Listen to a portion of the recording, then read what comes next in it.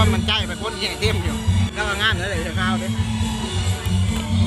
สวัสดีทุกคนวันนี้ก็มาพูดส่งเรียกแข่งออกนะ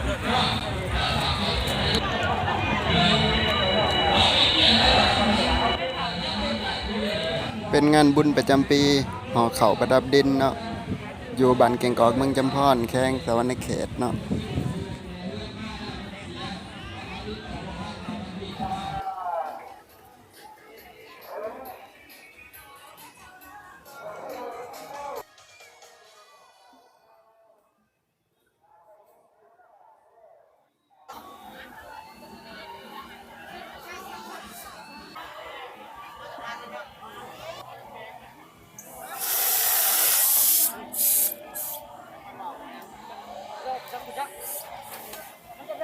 ลูกจะนั่ง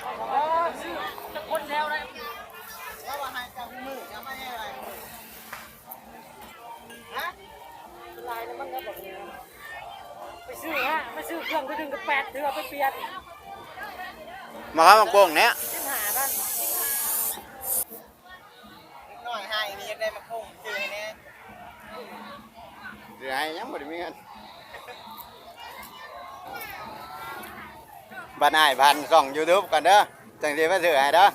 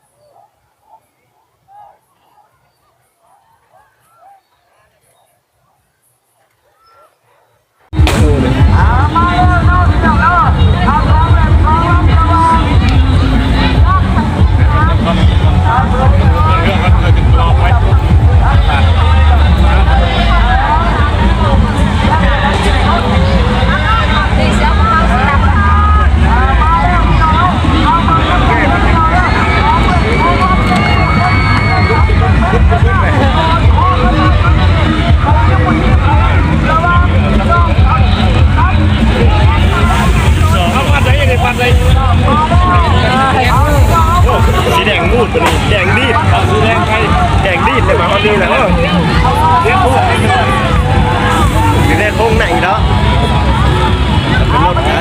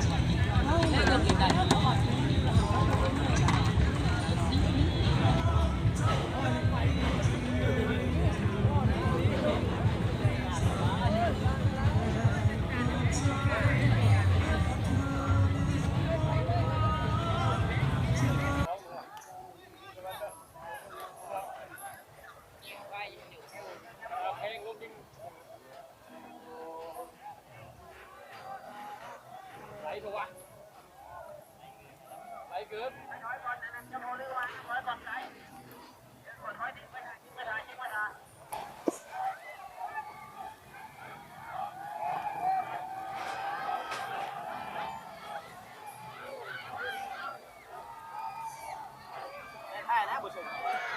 ยังไม่ได้ใส่แล้วนะชม